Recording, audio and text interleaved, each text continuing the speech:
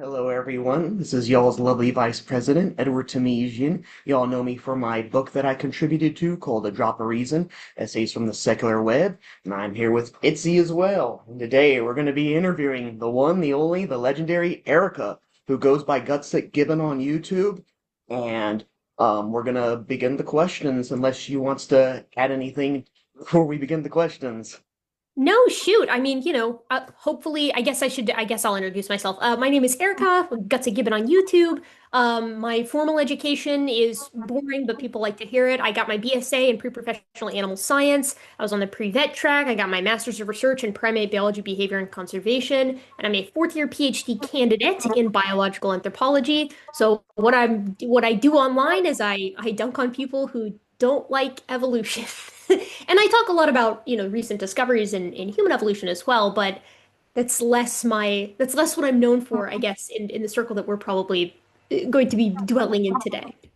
Awesome. And to date, you have around 166,000 YouTube subscribers, so you all should subscribe to her channel. Her channel is very interesting. She's kind of like R and Raw, very intellectual, and talks a lot about the issues with young Earth creationism, and actually records, some young Earth creationists, sometimes admitting, that they have problems with their views. So, yeah. Alrighty, so beginning with our first question. Can you tell us what the issues are regarding accelerated nuclear decay and how this poses problems for the young Earth creationist view? Oh man, yes. I can tell you the issue with accelerated nuclear decay. This is one of my favorite issues for young Earth creationism, right? This is the concept of the heat problem, which a lot of people have, erroneously given me credit for creating, but I did not create the heat problem. I popularized the heat problem here online. They were the ones who outlined the heat problem because they're well aware of what accelerated nuclear decay is going to do. So for people who may not know, accelerated nuclear decay is a proposed solution to the ages that we get from radiometrically dating rocks. So the idea is creationists will look at rocks and they'll look at the secular dates that we get for these rocks, which are, on the order of millions, if not billions of years. And that's an issue if the Earth is 6,000 years old. They have to explain why these radiometric dates are so old. And the process of radiometric dating is pretty simple, right? We have stable elements and we have non-stable elements in physics and chemistry. And all radiometric dating is doing is it's looking at the rate of decay from parent to daughter material from stable to unstable isotopes within a sample. And it says, okay, if this decays at a known rate, then we can look at the ratio of parent to daughter material and then wind that clock back to see how long it took, since we know half-lives are constant, which is super cool and amazing and easy to do and very helpful to like the energy industry, which uses radiometric dating when they base and model features or locations to see if they should drill for oil or gas or coal or whatever there or not. So the problem enters with these dates and young Earth creationism trying to explain these dates. And they look at them and they say, okay, we need to investigate this. They launched the RATE program in the early 2000s, late 90s, early 2000s. And at the end of the day, when they came back, several young Earth creationist geologists, they come back from this grand inquiry and they say, okay, it's very obvious that we've had billions of years of nuclear decay. What do we do? Like clearly these rocks have billions of years of decay in them. The Earth is approximately 4.5 billion years, but a lot of the rocks that we have actually dated are about, I think, a little bit younger than that. The meteorites are usually, if memory serves, where we get those 4.5, 4.8 billion year dates from. And so their solution was, we can't say that the Earth was created old because that makes God deceptive. And so our solution is that at some point, the rate at which that decay happens must have sped up, right? And the time that they point to say that happened is Noah's flood, because it's this big catastrophic event, and that's also the event where they say like everything on Earth besides what was on the ark died. And so they're like, okay, it happened during Noah's flood, the biggest geologic catastrophe that has ever happened on the face of the Earth. That's when accelerated nuclear decay happened. But the problem with this is nuclear decay today. Like this is a measurable phenomenon. We see it everywhere. We see it every time. It releases a little bit of heat, not too much, but just a little bit. It's not an issue at the rate that it's happening now or at the rate that it's ever happened in conventional science. But the problem is if you take 3.8 billion years worth of nuclear decay at maximum, or 500 million years worth of nuclear decay at minimum, which is what the more conservative creationists will propose. They'll say, well, the rock that doesn't have fossils in it was created to look old, but then the accelerated nuclear decay is from, or the accelerated nuclear decay happened during creation, and then it happened again for the Cambrian onward. I mean, we're talking about levels of heat. If you cram 500 million years worth of nuclear decay into 1 year, the year of the flood, that would vaporize the granitic crust of the Earth several dozen times over, right? I mean, it's so much heat that Noah's Noah's Ark is not going to survive, but like the Earth's crust is also not going to survive. And this is a really big problem for young Earth creationism. How do they deal with the heat from their accelerated nuclear decay? The nuclear decay is meant to be a solution to the old ages, but now they have a much larger, much hotter problem on their hands, which is how do they invoke accelerated nuclear decay without it killing everything on the planet? So that's the issue. Okay. Thank you for enlightening us. Alrighty. And yeah, everyone, if you want to check out Gutsick Gibbon goes into details on this on her YouTube channel. She has like a 30-minute or longer video on this issue. So you all should check it out if you want further details. Alrighty, going into our second question. Going right into this, assuming that the Noah's Ark story is true and that a bunch of animals boarded it, how many animals do you think would have to have been aboard the Ark? Young Earth creationists would have you believe that it would only need to include around 7,000 animals, since there just needed to be animals of every kind on it. Yeah, I mean, you're saying, assuming, oh gosh, so I'm having to be them here. I'm having to be the creationist and say, okay, assuming Noah's Ark is a real story, how many animals are on the Ark? I have no idea. It's not possible, right? It doesn't matter if you put the kind level at the family level. If you put it at the family level, there's too many animals on the Ark for some species, or for some species to explain modern biodiversity today. And also, there's not enough kinds and not enough families to explain the diversity that then they have to basically undergo after the arc. Because to be clear, there's two opposing sort of forces here that create a problem for young Earth creationists. Because God creates the Earth 6,000 years ago, right? And then all to every kind of animal board the ark 4,400 years ago to survive Noah's flood, right? They need a small amount of kinds to be on the boat because we have the dimensions for the boat. So there can't be two of every species. They literally will not fit, and they recognize that they literally will not fit. So it has to be at a level higher than a species, right? Genus, family, order, or class, or order class, something like that, right?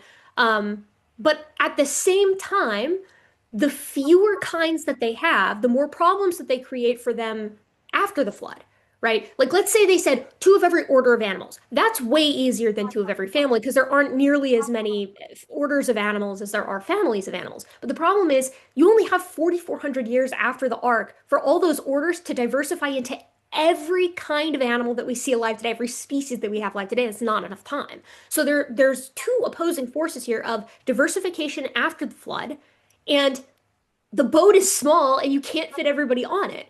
So I don't know what the solution is. I don't think there is a solution, but what they'll say is that it's roughly at the family level, except when it's not, which isn't an answer. Yeah. And I I'll add, yeah. you also have to fit all the food on there, and there's also not enough room for the food just for the elephant kind, just for the proboscideans for 1 year. Like I was talking about the R&R, I was like, do you know how much of those animals would eat in a day? Yeah, yeah. Yeah, and I was talking with Massimo Pigliucci one time, and I was like, I told him about you. I was like, Gutsick Gibbon went to the Ark Encounter, and y'all should check out the video. It's still available on our channel. Yeah, and you actually saw like a slab that said that how do we account for like it addressed like the whole hyper-evolution deal about like the animals after they came out of the Ark, and they like admitted like, hey, maybe God maybe sped up the process. It's like Well, and unfalsifiable. it's so awkward because it's like they'll be like, "Oh, it happened really, really fast," and it's like, okay, that works for small-bodied animals, but gestation in an elephant is like 2 years. It's like somewhere around 2 years. My friend Walker and I did the math on this a couple of years ago. He's a graduate student somewhere over in Germany now, I believe, but we did the math on this, and given the amount of elephants or members of Proboscidea that we know of today, right, the generally accepted number if you have one elephant kind on the ark, every elephant has to be a different species than its offspring when they get off to explain all of the diversity that we have in the fossil record in the Cenozoic, right? Like but actually, it might have even been if you have like 10 kinds. I can't remember what the math was. There's a video on my channel, you can check it out. It's been quite some time. But the problem was very simple. There's just too many proboscideans and they reproduce too slowly, and they're not the only ones, right? tons of different perissodactyls like rhinoceroses and calycotheres and horses like have these long gestation periods. There's not enough time to get all the species afterwards. But then also your boat is only so big. Like, oh, they're busted so hard by the fact that the dimensions of the stupid boat are given. Alrighty. Thanks for that. Alrighty, going in to our third question. So, what are some of the problems, other than a god magically teleporting various animal kinds in front of the Ark, that you see considering what it would have been like aboard the Ark? One issue I'd like to press on is how the waste management could be feasibly done. And what about the urine? Me and Aaron were all agreed that there would need to be some system of hydraulics present, or else the stench of the urine would make everyone sick on the Ark. Not to mention there was only one opening on top of it. So, what do you have to say about this? I mean, yeah, you should see you should see the Ark Encounter, right? Like they have all of these proposed solutions and they're like, oh, Noah and his family had like these elaborate ventilation systems that are created by like I think it was a moon pool at the base of the Ark that help like pulse the air through and they have like these big chimney looking structures that were supposed to like pipe out bad air or whatever. Like, what I have to say about that is you don't talk about adding to the Bible, right? Like to me, that's about like we're just making stuff up. This is biblical fan fiction here, like saying that the ark had all of these different features to get rid of all of its problems.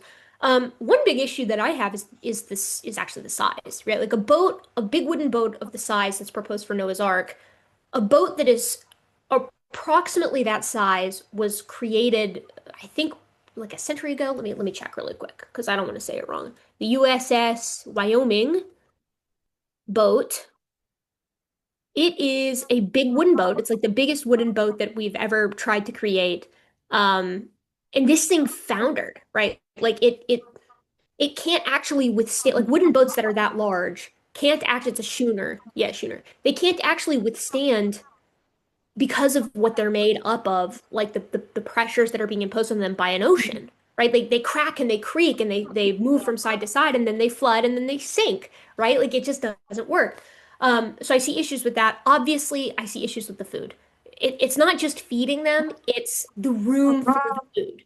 Like there's no room for all of that food. Like let's pick when Walker and I did the math on this, he picked he was the one who calculated the amount of food on the basis of like a metabolic rate of a sleeping baby elephant, which is like the slowest metabolism possible. And then he used the highest energy food that you could possibly give these guys, which is like alfalfa, right? There's just not enough room on the ark, right? Our calculations showed that it's taking up I don't remember the exact number of that. I should have watched that video beforehand to refresh my memory. But it's a massive portion of the arc is dedicated just to the food for just one like group of kinds of animal, right? It's not going to work. Yeah, the waste management is an issue too. The ammonia, the methane, like from poop and pee from these animals. I guess they could create a solution for that by saying God like knocked them all out, like he like put them to sleep for a year, whatever. If you really wanted to, I'm surprised we don't see more of that actually. Yeah, there's the issue of like you have to grow your own food on this thing if you're going to be on there for a year, right? Like I don't think that food's going to spoil, right? If you're going to be on there for a year, you got to worry about that. You have to worry about the weather outside of the boat. You have to worry about the animals waking up and eating each other or getting sick or what. Like you have to appeal to so many God just did it that way things that like I don't see why they bother trying to make it scientific. Like I just know, say and God, like, who cares? yeah. And like, after the water subsided and the animals got out of the ark, I'm sure like a third of them are gonna like kill each other because like lions like live prey. Well, immediately, and also none of the plants on the face of the earth are not. I Mm. won't say none because I guess there's probably some example of some esoteric plant out there that's capable of surviving this. But I'll say it this way: the overwhelming majority of plants on the face of the earth will not survive a year submerged in salt water. They won't survive 40 days submerged in salt water for the most part. And so, the animals that get off of the ark, like, yeah, you have to worry about what are the carnivores going to eat, the herbivores, but then you have to worry about what are the herbivores going to eat. Everything is dead. Yeah. Yeah, like even some conservative Christians like Mike Jones who goes by inspiring philosopher, he was like, well, you can actually read Genesis to and you can come with the conclusion that it was just a local flood and I guess they're And trying to like I'm fine with that. Like everybody knows this, Aaron knows this about me, but like I'm super friendly on my channel to theistic evolutionists and people who accept if you accept science, I don't really care what you believe outside of that. That's cool with me. My problem is when you start trying to force fit the science into a specific, religious system to say things that it doesn't say. Right? A global flood is not possible, right? It's not possible in the sense that it would leave a trace of itself. Like, given the evidence that we have, there was no global flood. And I'm very confident in saying there is not any evidence that a global flood happened on the face of this earth. Um, so yeah, that's just a couple of the problems I like. I like inspiring philosophy. I think Mike Jones is a super sweet guy, and I can appreciate that he's trying to like take a more scientific approach to this. I'm not a biblical scholar, so I can't tell you if his interpretation is like hermeneutically sound. Yeah, I'm a yeah. layman, so I can tell you I think it sounds hermeneutically sound, but I'm no expert. But it certainly makes a hell of a lot more sense than what the young Earth creationists are proposing, right? Yeah. Yeah, yeah, yeah. Yeah, and even him and Cliff Pinchel are like, you could fit in, macroevolution into Genesis. I mean, maybe, maybe not, but I'm glad that they're thinking like scientifically minded and going where the evidence Exactly. goes. Yeah, yeah. Exactly. Yeah, Exactly. yeah.